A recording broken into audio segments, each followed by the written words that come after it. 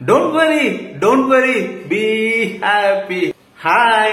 Code ரெக்யூர்மெண்ட்ல certificate வெரிஃபிகேஷன்ல பாத்தீங்கன்னா இந்த ரீசன்னாலலாம் பாத்தீங்கன்னா எங்களை ரிஜெக்ட் பண்ணிடுவாங்களாமே அப்படின்ற பயம் உங்ககிட்ட இருக்கு. அந்த மாதிரி எந்த ஒரு ஃபியர்னஸுமே உங்ககிட்ட தேவை கிடையாது. டோன்ட் வரி, பி ஹாப்பி அப்படின்ற மாதிரி அந்த வீடியோ பார்க்க போறோம். என்னென்ன ரீசன்ல நீங்க சொன்ன ரீசன் தான் எல்லாமே நீங்க கால் பண்ணி மெசேஜ் பண்ணி கேட்ட இன்ஃபர்மேஷன் தான் இந்த வீடியோ பார்க்க போறோம். யாரும் பயப்படாதீங்க அப்படின்னு சொல்ல போறோம். ஓகேங்களா? ஃபர்ஸ்ட் பாயிண்ட் வந்து நான் அப்ளை பண்ணும் போது நான் யூஜி படிச்சிருந்தேன். பட் ஆனா நான் இது 8th குவாலிபிகேஷன் இல்லாட்டி எழுத படிக்க தெரிந்தால் போதும் கேட்டகரி தானே. அதனால நான் ஸ்கூல் குவாலிபிகேஷன்ல ஹையஸ்ட் குவாலிபிகேஷன் என்னது 12th குவாலிபிகேஷன் அது வரை படிச்சிருந்தேன் சொல்லி நான் கொடுத்துட்டேன். ஆனா நான் யூஜி படிச்சு முடிச்சிருக்கேன். இப்ப நான் ஒரிஜினல் டிசி கேட்டாங்க அப்படின்னா நான் என்ன பண்ணுவேன்? என்கிட்ட காலேஜ் படிச்ச டிசி தான் இருக்கும், ஒரிஜினல் டிசி. ஸ்கூல் டிசி எங்கிட்ட இருக்காது, இப்ப என்ன பண்றது அப்படின்னு பயப்படுறீங்க. அதெல்லாம் எந்த ஒரு பேனிக்குமே நீங்க ஆக தேவையில்லை. உங்களை கண்டிப்பாக 100% எழுதி வச்சுக்கோங்க, ரிஜெக்ட் பண்ண மாட்டாங்க. Because don't worry, be happy, கவலையை விடுங்க. அடுத்து இன்னொரு ரகம் இருக்கீங்க. நான் பிஜிஏ படிச்சிருக்கேன்.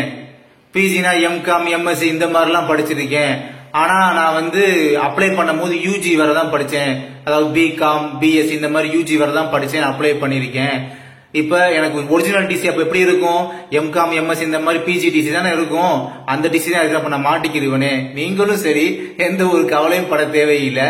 இது 8th குவாலிபிகேஷன் அண்ட் எழுத படிக்க தெரிந்தால் போதும் கேட்டகரி ஜாப். அதனால எங்கிட்ட ஒரிஜினல் டிசி ஹையர் ஸ்டடீஸ்ல இருக்கு, அதை கொடுக்கல அப்படின்ற ஒரு காரணத்தினால பயப்படாதீங்க. ஒன்னும் கவலைப்பட தேவையில்லை. உங்களெல்லாம் இந்த ஒரு காரணத்தினால உங்களை ரிஜெக்ட் பண்ணிடவே மாட்டாங்க. இப்ப இந்த வீடியோல பேசுற எல்லா கருத்துக்களுமே எம்எஸ்சி ரெக்ரூட்மெண்ட்ல கேட்டு தெரிஞ்சுக்கிட்டு வெரிஃபை பண்ணிட்டு தான் வீடியோ பேசிட்டு இருக்கேன். அதனால இத பத்தி நீங்க சிவிக்கு போகும்போது அவங்க கிட்ட நீங்களே சொல்லுவீங்க, இந்த மாதிரி அப்ளை பண்ணும்போது இப்படி பண்ணிட்டேன், ஹையர் ஸ்டடிஸ் இதுக்கு மேல நான் படிச்சிருக்கேன், அதுக்கான ஒரிஜினல் டிசி தான் என்கிட்ட இருக்கு அப்படின்னு நீங்களே அவங்க கிட்ட சொல்லும் போது அவங்க கிட்ட அட்வைஸ் பண்ணலாம். என்ன மாதிரி அட்வைஸ்னா, ஏப்பா இப்படி பண்ணீங்க, இப்படி பண்றதுனால ஒரு இதை நீங்க தெரிஞ்சோ தெரியாமலோ பண்ணிருப்பீங்க, தெரியாம கூட மேபி பண்ணிருக்கலாம். அதனால பாத்தீங்கன்னா உங்களுடைய ப்ரொமோஷன்லாம் இந்த இடத்துல டிலே ஆகுது. பாத்தீங்களா? நீங்க ஜாப்புக்குள்ள இன்கேஸ் உள்ள போயிட்டீங்கன்னா ஒரு டிகிரியவே நீங்க ஸ்கிப் பண்றதுனால உங்களுக்கு வரக்கூடிய ப்ரொமோஷன் டிலே ஆகுது. பாத்தீங்களா? அப்படின்ற ஒரு சின்ன குட்டி அட்வைஸ் மட்டும் பண்ணலாம். அது கூட பண்ண மாட்டாங்க. அப்படியா, சரி அப்ப ஒரிஜினல் டிசியை கொடுங்க அப்படின்னு சொல்லி வாங்கி பாப்பாங்க. அதுக்கப்புறம் நீங்க அந்த மறைச்சிங்க பச்சீங்களா, தெரியாம மறைச்சிங்களா, அது யூஜியோ பிஜியோ, அதான் பிகாமோ எம்காமோ எனி படிப்பு, சரி அதுக்கான certificate, provisional certificate, consolidated mark sheet, degree certificate அதையும் வாங்கி பாப்பாங்க. அவ்வளவுதான். இதுக்காக பாத்தீங்கன்னா உங்களை ரிஜெக்ட் பண்ணலாம் மாட்டாங்க. கவலையை விடுங்க. ஓகேவா? Don't worry, be happy. அப்புறம் பிஎஸ்டிஎம் பத்தி, பிஎஸ்டிஎம்ல நான் ஓல்டு ஃபார்மேட், அப்பெல்லாம் ஸ்கூல்ல போய் டைரக்டா விசிட் பண்ணி வாங்குவோம் பாத்தீங்களா, அந்த மாதிரி ஓல்டு ஃபார்மேட் தான் இருந்தது. அப்போதைக்கு நோட்டிபிகேஷன் அப்ளை பண்ணும் போது அந்த ஃபார்மேட்டே இருந்ததுனால போட்டோ எடுத்து அப்லோட் பண்ணேன். இப்ப சிடிஎஃப்ல கூட அதான் பண்ணேன்.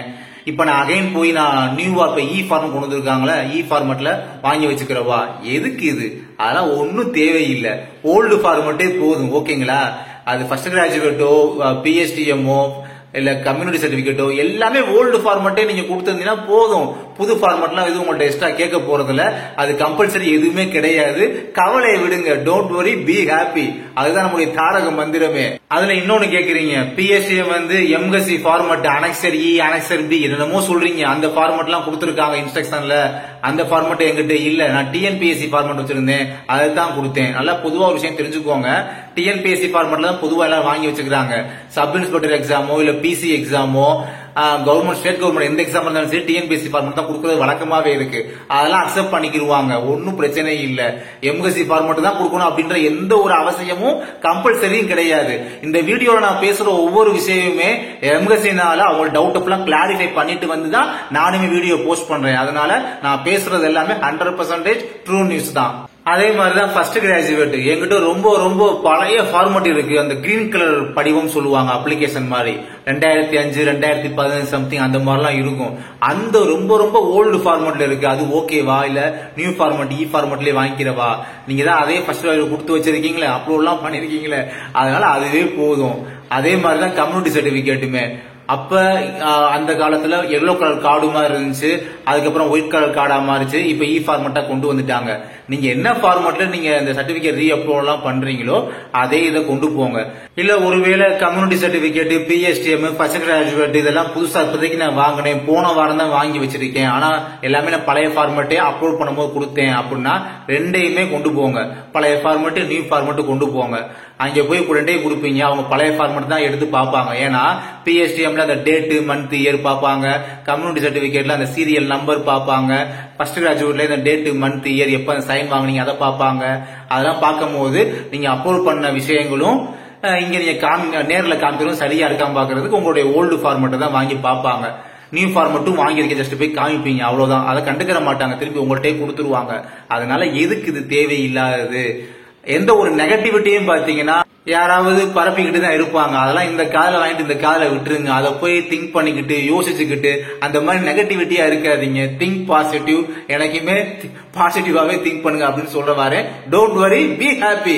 அடுத்து இந்த கான்டாக்ட் சர்டிபிகேட் வந்து இந்த மாதிரி கொண்டு போலாமா? ஏன்னா இப்ப புதுசா நான் வாங்கவா, இல்லாட்டி இந்த பழசு இருக்கு, அதாவது 2022 நான் அப்ப அந்த நோட்டிபிகேஷன் வந்தப்ப கான்டாக்ட் சர்டிபிகேட் வாங்கி வச்சிருந்தேன், அது இருக்கு, தாராளமா இப்ப அதை கொண்டு போங்க. உங்களுக்கு இதனாலலாம் எதுவும் ரிஜெக்ட் பண்ண மாட்டாங்க. அதுக்கப்புறம் நான் நோட்டிபிகேஷன், இந்த நோட்டிபிகேஷன் வந்தப்பவே நான் அப்பயே கான்டாக்ட் சர்டிபிகேட் எல்லாம் வாங்கி என்கிட்ட இருக்குன்னு சொல்லியே நான் வந்து அப்ளை பண்ணும் போதே கொடுத்தேன், அது இருக்கு, தாராளமா அதையே கொண்டு போங்க. இப்ப நீங்க நியூவா வாங்கணும் அப்படின்ற எந்த ஒரு அவசியமும் இல்ல. ஓகேங்களா? கான்டாக்ட் சர்டிபிகேட்ல 3 விதமான ஃபார்மேட் நான் வந்து ப்ரீவியஸ் வீடியோல தான் டிஸ்கிரிப்ஷன்ல லிங்கா வச்சேன், டவுன்லோட் பண்ணிக்கோங்கன்னு. சோ அதுலயும் கேக்குறீங்க. அத மாதிரி 2 விதமான நோட்டிபிகேஷன், மசாஜி வேற, ஓஏ வேற, தனித்தனி நோட்டிபிகேஷனுக்கு. அப்ப இந்த நோட்டிபிகேஷனுக்கு 2 கான்டாக்ட் சர்டிபிகேட், இந்த நோட்டிபிகேஷனுக்கு 2 கான்டாக்ட் சர்டிபிகேட், 4 சர்டிபிகேட் வாங்கிடுவா அப்படின்னு கேக்குறீங்க.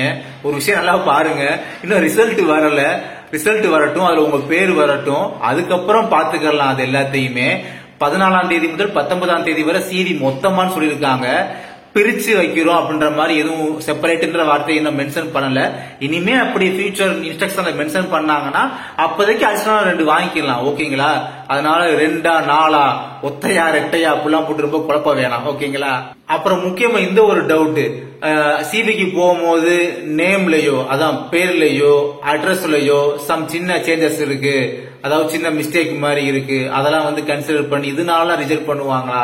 அதனால எதுவும் ரிஜெக்டே பண்ண மாட்டாங்க.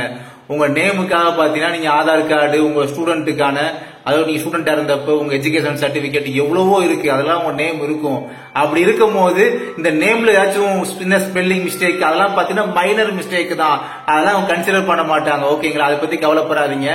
அட்ரஸ் இந்த மாதிரி டீடைல்ஸ் அப்படிதான், இதெல்லாம் உள்ள சின்ன சின்ன மைனர் மிஸ்டேக் கன்சிடர் பண்ணி இதனால உங்களை ரிஜெக்ட் பண்ண போறதே இல்ல. ஓகேங்களா? அந்த டேட் ஆஃப் பர்த் பத்தி சொல்லிருந்தீங்க, டிஓபி. அது பாத்தீங்கன்னா ஒரு டேட் அல்லது மந்த் ஏதாவது முன்ன பின்ன மாறி இருக்கு, இல்ல இயர் ஒரு வருஷம் மாறி இருக்கு அப்படின்னா அதுக்கு தகுந்த மாதிரி ப்ரிஃபரன்ஸ் கொடுப்பாங்க. அந்த இடத்துல முன்ன பின்ன உங்களை எந்த இடத்துல வைக்கணும், பின்னாலயா முன்னாலயா, அது அவங்க பாத்துக்கிடுவாங்க, அது அவங்க வேலை. அது மாதிரி இருந்தா கூட அதெல்லாம் மைனர் மிஸ்டேக் தான், அது கன்சிடர் பண்ண போறது இல்ல. சோ இதனாலதான் எங்களை ரிஜெக்ட் பண்ணிடுவாங்களா அப்படிலாம் கேக்குறீங்க, அதனால உங்க ரிஜெக்ட் பண்ண போறது இல்ல. Don't worry, be happy. ஓகேவா? கேட்பாங்க ரீ அப்லோட் பண்ணும்போது என்ன பண்ணீங்க? ஆமா ரீ அப்லோட் கேட்டுச்சு மேம், நான் வந்து அதை ஸ்கிப் பண்ணிட்டேன், நான் அப்லோட் பண்ணல, இல்லாட்டி அப்பயுமே நான் அந்த அறியாமைனால கொடுத்த அதே கூட டாக்குமெண்ட் கூட திரும்ப அப்லோட் பண்ணி வச்சேன் வேற வழி இல்லாம, அதை கூட நீங்க ஒரு பதிலா சொன்னா கூட அதை ஏத்துக்கிட்டு அப்ப நீங்க வந்து பிரியாரிட்டி கிடையாது அப்படிதானே அப்படின்றத கன்ஃபார்ம் பண்ணிக்கிட்டு உங்களை நான் பிரியாரிட்டியா கன்சிடர் பண்ண போறாங்க. அவ்வளவுதான், சிம்பிள். இதுக்கு போயிட்டு ஏன் ரொம்ப ஃபியர் ஆகுறீங்க? Don't worry, be happy. ஃப்ரீயா விடுங்க. சிவி சிவி சிவின்னு போட்டுக்கிட்டு ஏன் இப்படி? அந்த பிரியாரிட்டி சர்டிபிகேட் அதை பத்தி கேட்டிருந்தீங்க. என்கிட்ட வந்து பிரியாரிட்டி சர்டிபிகேட் ஒரு பர்டிகுலர் வச்சுக்கிறோமே, ஏதோ ஒண்ணு பிஎஸ்டிஎம்மோ ஏதோ ஒண்ணு வந்து தப்பா நீங்க புரிஞ்சுக்கிட்டு என்கிட்ட பிரியாரிட்டி இருக்கு, முன்னுரிமை இருக்கு அப்படின்னு நான் வந்து எஸ் கொடுத்துட்டேன். அப்புறம் அப்லோட் பண்ண சொன்னப்ப நான் வந்து அது நினைச்சிட்டு வேற ஒண்ணு சர்டிபிகேட்டை வந்து நான் மாத்தி அப்லோட் பண்ணேன். சோ அதுதான் பிரியாரிட்டி நினைச்சு அப்லோட் பண்ணேன். என்னோட அறியாமைனால, எனக்கு அது அறியாமையா இருந்தது, அப்படி அப்லோட் பண்ணிட்டேன், தெரியாம தானே பண்ணேன். சோ இந்த ஒரு ரீசனால இதை கன்சிடர் பண்ணி என்னை ரிஜெக்ட் பண்ணிடுவாங்களா? இதனாலே உங்களை ரிஜெக்ட் பண்ண போறது இல்ல. ஓகேங்களா? Don't worry, be happy. Thank you to all.